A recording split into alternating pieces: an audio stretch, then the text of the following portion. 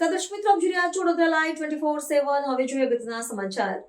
ઉપલેટામાં હિન્દુ વૈદિક ધર્મશાસ્ત્ર પ્રમાણે વર્ષો બાદ વિશાળ અંતિમ યાત્રામાં નીકળી. 60 વર્ષ બાદ ઉપલેટામાં વૈદિક ધર્મશાસ્ત્ર પ્રમાણે અંત્યેષ્ટિ નીકળી. ઉપલેટામાં હિન્દુ વૈદિક ધર્મશાસ્ત્ર પ્રમાણે વર્ષો બાદ વિશાળ અંતિમ યાત્રા નીકળી. 60 વર્ષ બાદ ઉપલેટામાં વૈદિક ધર્મશાસ્ત્ર પ્રમાણે અંત્યેષ્ટિ નીકળી. દરેક વ્યક્તિના જન્મ સાથે મૃત્યુ હંમેશા નક્કી જ હોય છે, પરંતુ મૃત્યુ કયા પ્રકારનું થયું, મૃત્યુ પછી કયા પ્રકારની અંતિમ યાત્રા યોજાય વગેરે મહત્વની બાબત બની જાય છે. ત્યારે ઉપલેટા શહેરમાં જાણીતા કથાકાર શાસ્ત્રી શ્રી રાજુભાઈ જોશીના પિતા શ્રી પ્રખર વિદ્વાન પ્રાણલાલ વલ્લભજી જોશી ઉર્ફે પ્રાણબાપાના હૃદયરોગના કારણે સ્વર્ગલોક પામ્યા. ત્યારે 60 વર્ષ બાદ ઉપલેટામાં હિન્દુ વૈદિક ધર્મશાસ્ત્ર પ્રમાણે તેમની અંતિમ યાત્રા નીકળી હતી. એક જ લાકડામાંની જોડીમાં જેમ બાંધીને ચકલીચોરા વિસ્તારમાં એમના ઘરેથી પગપાળા ચાલતા ચાલતા 2 કિલોમીટર સુધી વિશાળ સંખ્યામાં લોકો કાંધા આપતા અંતિમ યાત્રામાં જોડાયા હતા. અંતિમ યાત્રામાં શબવાહિની, મોટરસાયકલ તેમજ કાર સાથે લોકો અંતિમ યાત્રામાં જોડાયા હોય છે. ત્યારે આ વૈદિક ધર્મશાસ્ત્ર પ્રમાણે આજથી 60 વર્ષ પહેલા ઉપલેટાના જાણીતા ડોક્ટર મનીષભાઈ પંડ્યાના દાદા શ્રી પુરુષોત્તમભાઈ પંડ્યા નામના વ્યક્તિ દેવલોક પામ્યા હતા. ત્યારે પણ આ રીતે જ વૈદિક ધર્મશાસ્ત્ર પ્રમાણે અંતિમ યાત્રા નીકળી હતી.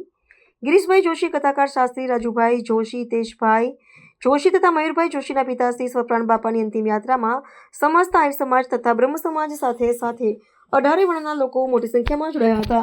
જય શ્રી કૃષ્ણ. આજરોજ અમારા પરમ પૂજ્ય પિતાશ્રી પ્રાણલાલ વલ્લભજી જોશીનું દુઃખદ અવસાન થયેલ છે.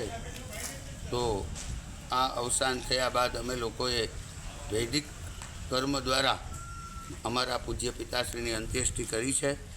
બધા લોકોને પણ હું અપીલ કરું છું કે આપણા જે અંતિમ સંસ્કાર છે એ અમે ચાલીને ઘરેથી આવ્યા છીએ. ગરુડ પુરાણમાં લખ્યું છે કે પિતાના મૃત્યુ બાદ એમનો પુત્ર એક ડગલું એની પાછળ ચાલીને સ્મશાને ખંભે લઈને જાય તો એક ડગલે અશ્વમેધ યજ્ઞનું ફળ મળે છે. આજે આપણે બહુ દૂર હોય તો બસ બરાબર છે, પરંતુ નજીકનું જો સ્થળ હોય તો આપણે એમને ખરેખર પગપાળા જ લઈ આવવા જોઈએ. અને વૈદિક ધર્મથી વિદ્વાન બ્રાહ્મણો દ્વારા બિપિનભાઈ, લલિતભાઈ પંડ્યા વગેરે બધા ભૂદેવો, સમસ્ત બ્રહ્મ સમાજ, ચંદ્રવાડિયા પરિવાર, ડેર પરિવાર તથા સમસ્ત આહિર સમાજના લોકોએ બધાએ ખૂબ જ જહેમત ઉઠાવી અને આ અમારી અંત્યેષ્ટિ એકદમ પિતાશ્રીને ખૂબ જ આનંદ મળે અને એનો સ્વર્ગલોક થાય એ હેતુથી અમે આજે આ કાર્ય કર્યું છે. એ બહુ સરાહનીય છે. બધાનો હું અંતે આભાર માનું છું હૃદયપૂર્વક. અને આપ સૌને પણ એક વિનંતી કરું છું કે એક અંતિમ સંસ્કાર છે એનો મલાજો જળવાય એવો બધાય સંસ્કાર તમે પણ બધા કરો. હું દાનભાઈ ચંદ્રવાડિયા, ઉપલેટા નગરપાલિકા પૂર્વ પ્રમુખ. અમારા અદા અને અમારા જે પ્રાણભાઈ જોશીનું અવસાન થતાં 83 વર્ષની ઉંમરે અમે આવા જે કંઈ નીતિવાળા જે અદા કોઈ કહી શકે ને કે ભૂદેવો, એમાં અમે એને બહુ સર્વશ્રેષ્ઠ માની છીએ.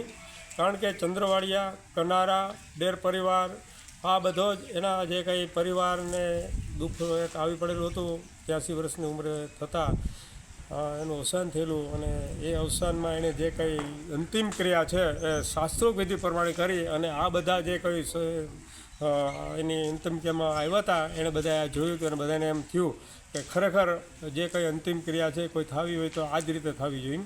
કીધું છે ને અનાશે મરણમ એટલે એવું મૃત્યુ આપજે કોઈ પણ દુઃખ વગરનું, વિનાદેન્ય જીવન એવું આપજો માણસોને કે એને કોઈ પણ જાતને કોઈ તકલીફ ના પડે, એને કોઈનો સહારો ન લેવો પડે. એવું આ અદાને મૃત્યુ આપ્યું છે.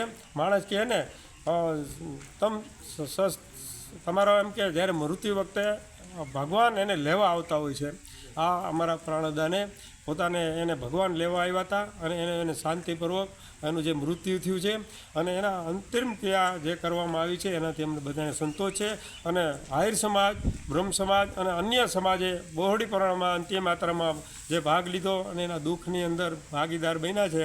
કારણ કે એના પુત્ર રાજુ અદા જે કંઈ ભાગવત સપ્તાહનું વાંચન કરે છે એને જે એના પ્રાણદાનની એના નીચે જે તૈયાર થયેલા હતા એને કે પિતા કરતાં પુત્ર સવાય આવે એમ રાજુ અદા પણ એનો પરિવાર છે એક ખરેખર એમ કે ધાર્મિક અને જે કંઈ એને લાગણીથી જે કંઈ કામ કરે છે, અંતિમ ક્રિયા હોય કે પછી લગ્ન પ્રસંગ હોય એ સંતોષકારક કરે. એને કાયમી અમારા જે કંઈ પરિવારથી એને સંતોષ છે.